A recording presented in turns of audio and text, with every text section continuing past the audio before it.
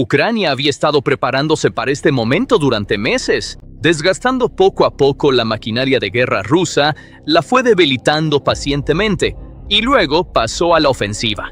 En un solo y feroz avance, Ucrania abrió una enorme brecha de 10 a 12 kilómetros de profundidad en las líneas defensivas rusas. Este fue el resultado final de una operación que había estado llevándose a cabo silenciosamente desde finales de enero de 2026.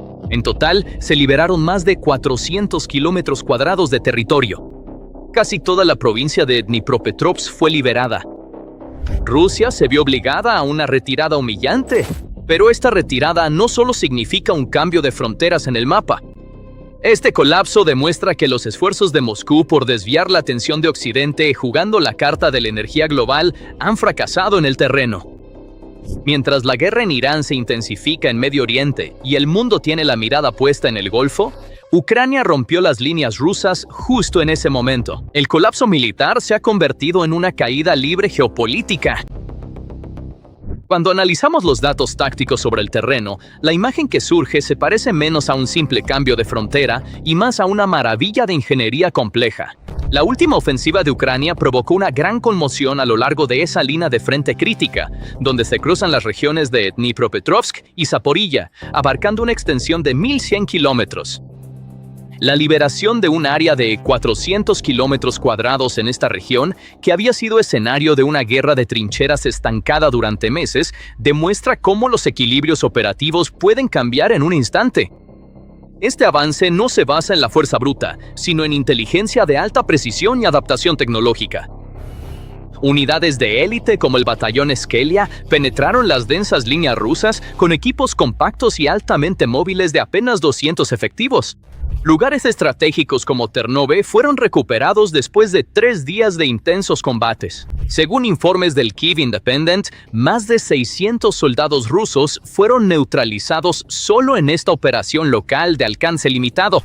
El avance no se limitó únicamente a Ternove. Las fuerzas ucranianas, aprovechando su impulso, despejaron rápidamente las aldeas de Orestopil, Oleksivka y Novogrigorivka, ampliando su control. Frente a ellos, el 58º Cuerpo de Armas Combinadas de Rusia no pudo mantener su posición ante esta repentina y coordinada oleada y fue obligado a retroceder. Las unidades rusas, que habían estado luchando por mantener estos territorios, cruzando ríos a costa de meses de intenso fuego de artillería y numerosas bajas, ahora se vieron obligadas a retirarse caóticamente de regreso por esos mismos ríos. La casi completa liberación del óblast de Dnipropetrovsk significa que Rusia ha perdido su profundidad operativa en la región. Entonces, ¿cómo es que estos territorios, defendidos a un costo enorme durante meses, cambiaron de manos en cuestión de semanas? La respuesta está en una combinación de ceguera tecnológica y falta de adaptación táctica. A principios de febrero de 2026, los terminales Starlink que Rusia había estado usando ilegalmente para todo, desde comunicaciones básicas en el campo de batalla hasta ataques con drones, de repente dejaron de funcionar. Sus comunicaciones fueron cortadas. Su coordinación colapsó. Quedaron completamente a ciegas. Ucrania aprovechó de inmediato esta oportunidad desplegando la táctica de los escuadrones cazadores, compuestos por entre 12 y 20 soldados. Drones de reconocimiento identificaban el objetivo.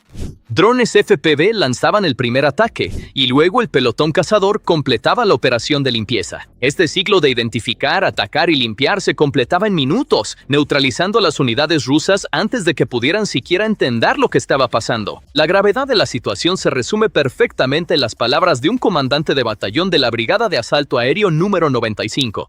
Nos infiltramos detrás de las líneas enemigas, bajo la cobertura de la nieve y la niebla, y destruimos sus drones de reconocimiento. Ya no podían ver lo que pasaba en las líneas del frente. Rodeamos aproximadamente 60 soldados rusos. Sin embargo, el detalle más impactante fue este. Las posiciones rusas por las que pasaron los paracaidistas no se dieron cuenta de que estaban rodeadas hasta una semana después. Esta profunda brecha en el campo de batalla no fue simplemente una retirada local.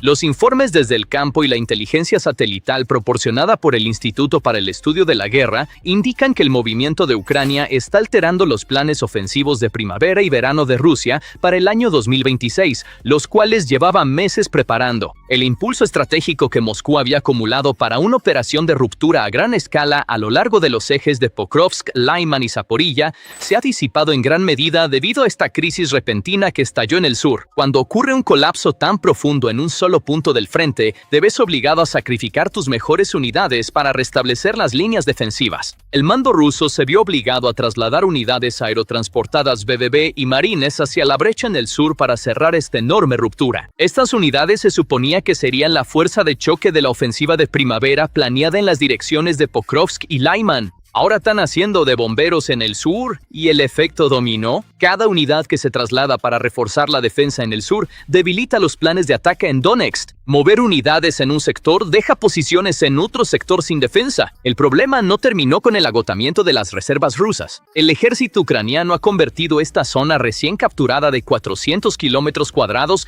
en una enorme trampa para Rusia. Evitando errores del pasado, Kiev lanzó un gran esfuerzo de ingeniería en estas regiones, construyendo fortificaciones de concreto en varios niveles. Las líneas del frente de las posiciones recién establecidas se han transformado en zonas de muerte perfectas, integradas con baterías de artillería y drones FPV. Los pasos estrechos y los cauces de los ríos en el terreno fueron diseñados para atraer un posible contraataque ruso hacia lo que equivale a una máquina de muerte. Estamos viendo los resultados del concepto de guerra con drones de Ucrania alrededor de Mirhorod. En febrero, se destruyeron 40 antenas de comunicación rusas. En la primera semana de marzo, se eliminaron 22 más. La red de drones de Rusia ha sido desmantelada sistemáticamente. El mismo concepto ahora se está aplicando en toda el área de 400 kilómetros cuadrados que ha sido recuperada. Después de retomar el territorio, Ucrania lo está transformando en una fortaleza inexpugnable. La casi total expulsión de Rusia de Dniprovsk también ha creado una ruptura fatal en la cadena de suministros.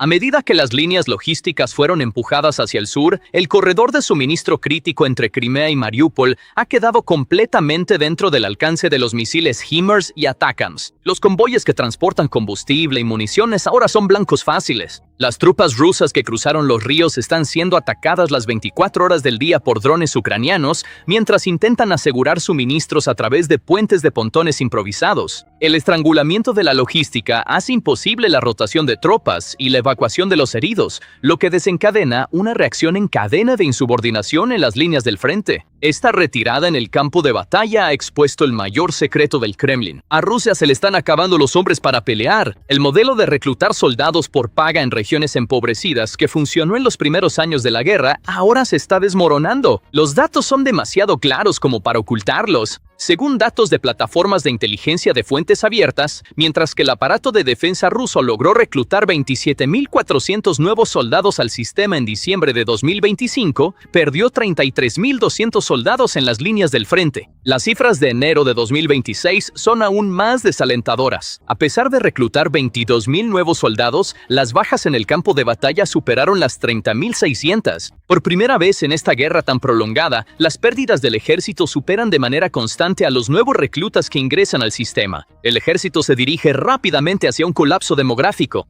La derrota militar y logística en el terreno es la cara visible de una catástrofe estratégica más amplia, un colapso masivo. El derramamiento de sangre y la ruptura de comunicaciones en las líneas del frente se han extendido a los estantes de los supermercados de Moscú, a los boletines de propaganda de la televisión estatal y a la credibilidad del Kremlin. La guerra ahora se libra no solo en los pueblos fronterizos de Belgorod, sino también en las arterias de la economía rusa y en los bolsillos de los ciudadanos comunes. La promesa de protección del Estado está fallando, igual que las líneas defensivas en el frente.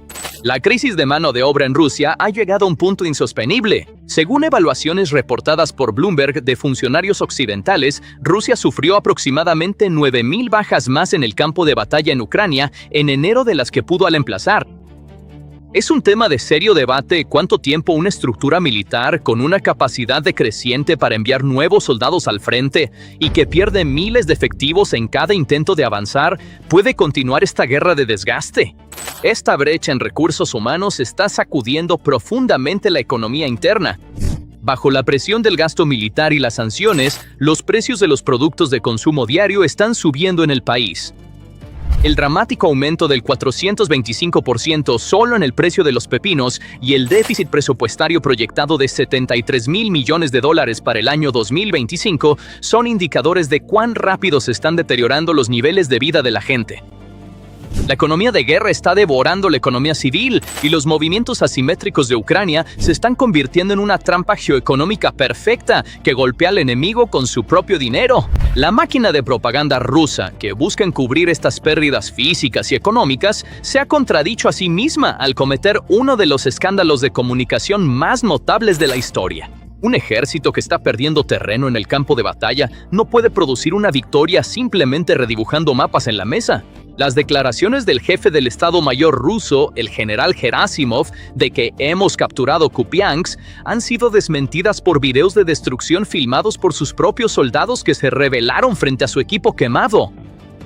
El Ministerio de Defensa ruso, en su anuncio oficial donde afirmaba haber capturado el 30% de Mirnograd, cometió un escándalo evidente al presentar videos de Dimitrov de diciembre de 2025. Este nivel de incompetencia y cadena de mentiras no es un simple error de prensa. Es el colapso de la razón de Estado y de la credibilidad institucional. Una administración que intenta venderle la victoria a su propio pueblo y a los soldados en el frente con videos viejos está alimentando, con sus propias manos, un clima psicológico de motín. Mientras los rusos intentan tapar sus líneas colapsadas con mentiras, Ucrania ha completado su jaque mate estratégico construyendo una fortaleza defensiva de $2,000 millones en el este, con múltiples capas. Esta estructura no es una simple línea de trincheras. Es una barrera masiva y de alta tecnología, integrada con dientes de dragón, zonas de ocultamiento para drones, vehículos terrestres autónomos no tripulados y drones FPV. Las 7,000 misiones de vehículos terrestres no tripulados realizadas solo en enero han dejado ineficaz la doctrina de asalto blindado rusa frente a este muro tecnológico. Ucrania ha convertido cada centímetro cuadrado de su territorio en un laberinto mortal que devorará los vehículos blindados enemigos, estableciendo una infraestructura que sofocará posibles ataques rusos antes de que siquiera comiencen. A una estructura que sangra económicamente con su infraestructura de comunicaciones colapsando, ciega militarmente y políticamente ahogada en sus propias mentiras, romper esta línea defensiva exige un precio muy alto. El rápido cambio de control de más de 460 kilómetros cuadrados en Zaporilla y los incendios de petróleo que iluminan el cielo en Lugansk son prueba no solo de una victoria táctica regional, sino también de un cambio fundamental en la naturaleza de la guerra. El mundo ha sido testigo de cómo miles de millones de dólares en equipo militar resultaron inútiles frente a software civil y redes asimétricas de drones.